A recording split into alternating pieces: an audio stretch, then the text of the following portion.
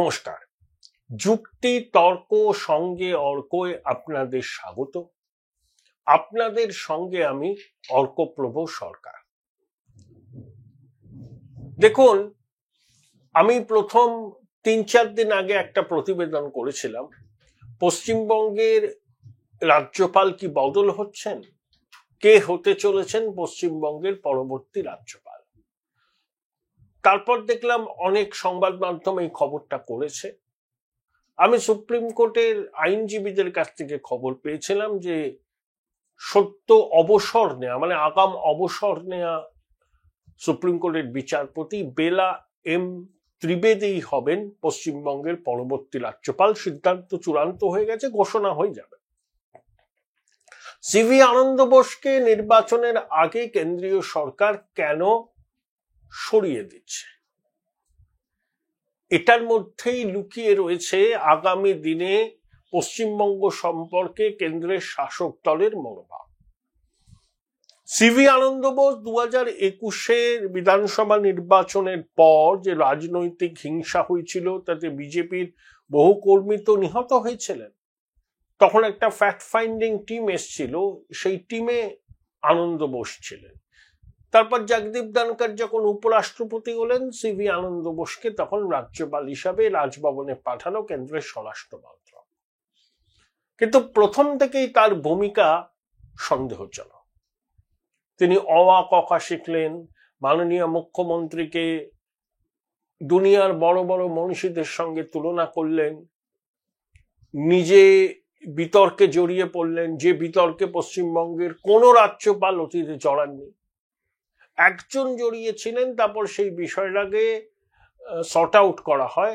তিনিও প্রয়াত হয়েছেন। তখন সিপিএম এর রাজ ছিল, অনিল বিশ্বাস তখন দুর্দান্ত প্রতাপ নেতা। তো আমি তার সম্পর্কে বলছি না, কিন্তু যারা জানেন তারা বুঝতে পারছেন আমি কার কথা বলেছি। তিনিও প্রয়াত হয়েছেন, অনিল বাবু নেই, সেই ভদ্রলোক নেই, ইত্যাদি।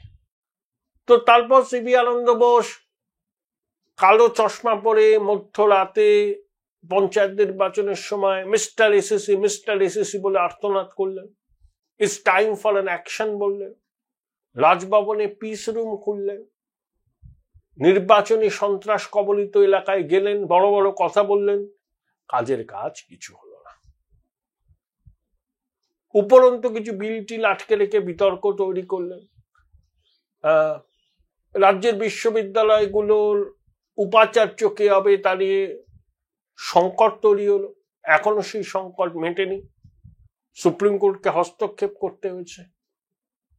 মাঝে মধ্যে তিনি শীত ঘুম থেকে জেগে উঠে নানা রকম আস্ফালন করেন, কিন্তু তার কোনো কথার সঙ্গে কাজের মিল নেই। তিনি যা বলেন তা করেন না, যা করেন তা বলেন না। তা এহেন সিভি আনন্দ বোসের অপসারণ চেয়ে দীর্ঘদিন ধরে সরব পশ্চিমবঙ্গের বিরোধী দল বিজেপি। তাদের দাবিকে বোধহয় শেষ পর্যন্ত মান্যতা দিল কেন্দ্রীয় স্বরাষ্ট্র মন্ত্রক। তাহলে নির্বাচনের 7 মাস আগে অবসরপ্রাপ্ত সুপ্রিম কোর্টের বিচারপতি বেলা এম ত্রিবেদীর রাজভবনে আসা, তার সুদূর প্রসারী তাৎপর্য আছে। দেখুন, পশ্চিমবঙ্গ, আমরা অ্যাপারেন্টলি যদি মনে করেন যে পশ্চিমবঙ্গে খুব শান্তি সম্প্রীতি আছে, হ্যাঁ হয়তো আছে, কিন্তু এটাও ঠিক পশ্চিমবঙ্গে মেরুকরণ সম্পূর্ণ, এবং পশ্চিমবঙ্গে বিশেষ করে সীমান্ত অঞ্চলগুলো মোটেই সুরক্ষিত নয়। ভারত বাংলাদেশের মধ্যে 2000 কিলোমিটারের বেশি দীর্ঘ সীমান্ত, সেই সীমান্ত অনেক জায়গায় অরক্ষিত। কলকাতা হাইকোর্টের নিযুক্ত ফ্যাক্ট ফাইন্ডিং কমিটি মুর্শিদাবাদের ঘটনার পরে যে রিপোর্ট দিয়েছে, চমকে দেওয়ার মতো, যে রাজ্যের শাসক দলের স্থানীয় নেতৃত্বের প্রত্যক্ষ প্ররোচনায় এই হিংসা সংগঠিত হয়েছে। তাহলে যারা বলেন everything is fine, fair, hunky dory, তারা কি ঠিক কথা বলেন? পশ্চিমবঙ্গে যে কি বলবো, প্রতিদ্বন্দ্বিতামূলক সাম্প্রদায়িকতার রাজনীতি শুরু হয়েছিল, সেটা যে তার বৃত্ত সম্পূর্ণ করেছে তা নিয়ে কোনো সংশয় নেই। এই আবহে কিন্তু পশ্চিমবঙ্গে বিধানসভার ভোট হবে এবং কেন্দ্রের কোনো না কোনো হস্তক্ষেপ হবে। কিভাবে কেন্দ্র সেই হস্তক্ষেপ করবে সেটা কেন্দ্র ঠিক করবে। 2021 বিধানসভা নির্বাচনের মতো নির্বাচন এবারে হবে না, লিখে রাখুন। 8 দফাতেই হয়তো ভোট হবে, কেন্দ্রীয় বাহিনীও থাকবে, কিন্তু কেন্দ্রের বাড়তি কোনো হস্তক্ষেপ হবে এবং সাংবিধানিক পরিসরের মধ্যে থেকে হবে এবং কেন্দ্রের হস্তক্ষেপের সঙ্গে সঙ্গে নির্বাচন কমিশন নির্বাচন ঘোষণা করে দেবে। তখন সেই কেন্দ্রীয় হস্তক্ষেপের সিদ্ধান্তকে চ্যালেঞ্জ জানিয়ে আদালতে গিয়েও সুরাহা হবে না। এবারে বিধানসভার ভোট অন্য সব ভোটের থেকে আলাদা হবে। ভারী ভোটের আওয়াজ তো আমরা আগেও পেয়েছি, পঞ্চায়েতে পেয়েছি, লোকসভায় পেয়েছি, কিন্তু সেই ভারী ভোটের আওয়াজ কি প্রত্যেক ভোটারের ভোটাধিকারকে সুনিশ্চিত করতে পেরেছে? পারেনি। কেন্দ্রীয় বাহিনীর জওয়ানদের কি প্রপারলি ডিপ্লয় করা হয়েছে? হয়নি। স্থানীয় প্রশাসন কেন্দ্রীয় বাহিনীর আধিকারিকদের সঙ্গে কি সহযোগিতা করেছে? করেনি। পঞ্চায়েত নির্বাচনে যেটা হয়েছে সে তো ভোট নয়, প্রহসন। লোকসভা নির্বাচনে পঞ্চায়েতের থেকে পরিস্থিতি উন্নত ছিল, কিন্তু ফুলপ্রুফ তো ছিল না। দুষ্কৃতীরা দাপিয়ে বেরিয়েছে, ভোট লুট হয়েছে, বিরোধীদের কর্মী সমর্থক আক্রান্ত হয়েছে, পোলিং এজেন্টদের হুমকি দেওয়া হয়েছে, মারধর করা হয়েছে। তা এগুলো এস্টাবলিশ ফ্যাক্ট। পশ্চিমবঙ্গের দীর্ঘদিন ধরে হচ্ছে, বাম জামানাতেও হয়েছে, তৃণমূল জামানাতেও হয়েছে। তাহলে তার থেকে তো একটা ডেভিয়েট করতে হবে আমাদের। বিরোধীরা দীর্ঘদিন ধরে দাবি করছেন ফুল প্রুফ নির্বাচন, শুধু কেন্দ্রীয় বাহিনী মোতায়েন করে পলিটিক্যাল অবজারভার, আইন শৃঙ্খলার অবজারভার, এক্সপেন্ডিচার অবজারভার ওসব দিয়ে হবে না। কিভাবে হবে সেটাই কিন্তু ওয়ার্কআউট করছে কেন্দ্রীয় সরকার। সেই জন্যই একজন আইন বিশেষজ্ঞ সুপ্রিম কোর্টের জাজ ছিলেন বেলা এম ত্রিবেদীকে আনা, যাতে সাংবিধানিক কাঠামোর মধ্যে থেকে একটা পন্থা নির্ণয় করা যায় এবং সেই সিদ্ধান্তকে ইমপ্লিমেন্ট করা যায়। এবং ইমপ্লিমেন্ট করলে কেন্দ্রীয় সরকার জানে চ্যালেঞ্জ করে আদালতে যাওয়ার চেষ্টা করবে শাসক দল রাজ্যে, কিন্তু সঙ্গে সঙ্গে নির্বাচন ঘোষণা করে দিলে নির্বাচন কমিশন, তাহলে কিন্তু আদালত কখনো হস্তক্ষেপ করবে না। এটাই কিন্তু পরিকল্পনা। যতটুকু আমি আভাস পেয়েছি, রাজভবনের বাসিন্দার এই হঠাৎ করে ঠিকানা বদলের সিদ্ধান্ত, নতুন অতিথির আগমন, এই ধারণাটাকেই জোরদার করছে। দেখুন, সবকিছু ঠিক থাকলে প্রধানমন্ত্রী আসবেন, সরকারি কর্মসূচি, জনসভা করবেন, এবং অপারেশন সিন্দুরের পর জাতীয়তাবাদ, দেশপ্রেম, হিন্দু কনসলিডেশনে তো বিজেপি আরো ব্যাপকভাবে করার চেষ্টা করবে। তারপর অমিত শাহ আসছেন। অমিত শাহ আসার আগেই কথা ছিল, কিন্তু নানাবিধ কারণে তার কর্মসূচি স্থগিত হয়, সংসদে অধিবেশন চলছিল, তারপরে এই পেহেলগামের ঘটনা ঘটলো, অপারেশন সিন্দুর হলো। তো এখন পরিস্থিতি অনেকটাই নিয়ন্ত্রণে, তাই সবকিছু ঠিক থাকলে মে মাসের একদম শেষ দিনে অমিত শাহ আসবেন। তার বিএসএফ এর কর্মসূচি আছে, একই সঙ্গে বিজেপির আধিকারিকদের সঙ্গে বৈঠক করবে। দেখুন, বিজেপির সংগঠন 2024 যা ছিল তার থেকে অনেকটাই মজবুত হয়েছে, কিন্তু তৃণমূলের যে সাংগঠনিক ক্ষমতা তার তুলনায় বিজেপির সাংগঠনিক ক্ষমতা অনেক কম। কিছু কিছু জায়গায় বিজেপি যথেষ্ট শক্তিশালী, কিন্তু তৃণমূলের সঙ্গে পাল্লা দেওয়ার না। তা বিজেপির অস্ত্রটা কি? হিন্দু ভোটের সম্পূর্ণ মেরুকরণ। এই মুহূর্তে যদি ভোট হয়, অনেক পোলস্টার বলছেন যে তৃণমূল বিজেপির ভোটের শতাংশের ফারাক 3% দাঁড়িয়েছে, যেটা 7% ছিল লোকসভা নির্বাচনের সময়, সেই ব্যবধানটা কমে 3% এসছে। তার কারণ বাংলাদেশ, তার কারণ হচ্ছে পেহেলগাম, তার কারণ হচ্ছে মুর্শিদাবাদ। হিন্দু কনসলিডেশন আরো বাড়বে। হিন্দু কনসলিডেশন এখনই হয়তো 60% হয়ে গেছে, আরো 2-3% লাগবে, এবং বিজেপি সেটার জন্য চেষ্টা করবে। তাই বললাম না, ঘাড়ে নিঃশ্বাস ফেলবে। 1-2% ফারাক যদি ভোটের থাকে, তাহলে তৃণমূল ধরুন 155 আসন পাবে, বিজেপি পেল ধরুন ওই 135টা, বাম কংগ্রেস তো 2-3-4টার মধ্যেই পাবে। Join Indian Institute of Hotel Management now. Right choice, right decision.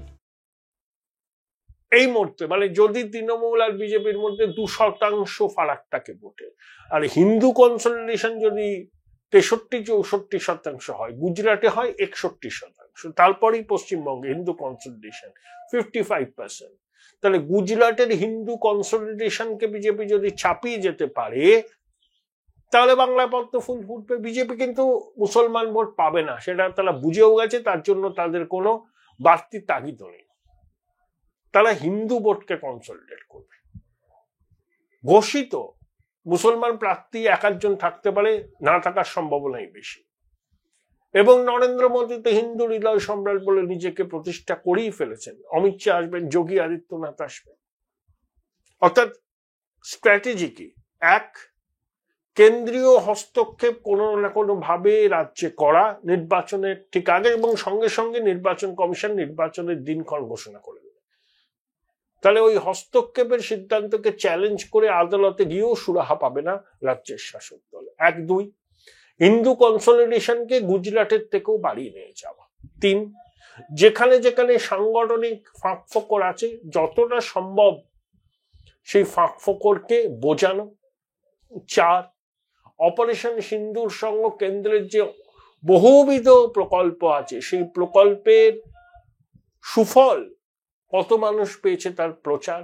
5, লক্ষ্মীর ভান্ডারকে কাউন্টার করতে অন্নপূর্ণা ভান্ডার বা অন্য কোনো একই ধরনের প্রকল্প নিয়ে আসা এবং তাতে আর্থিক অনুদান বাড়ানো। 6, বিজেপি ক্ষমতায় আসলে রাজ্যে পরিকাঠামোর ব্যাপক উন্নতি এবং বড় এবং ভারী শিল্পে বিনিয়োগের প্রতিশ্রুতি, এটা থাকবে। তবে বিজেপি কাউকে মুখ্যমন্ত্রী পদপ্রার্থী, প্রধানমন্ত্রী নরেন্দ্র মোদীর নেতৃত্বে বিজেপি ভোটে লড়বে, যেটা সব রাজ্যেই তারা করছে, পশ্চিমবঙ্গে তার ব্যতিক্রম হবে না। সংঘ কার্যকরী ভূমিকা নেবে।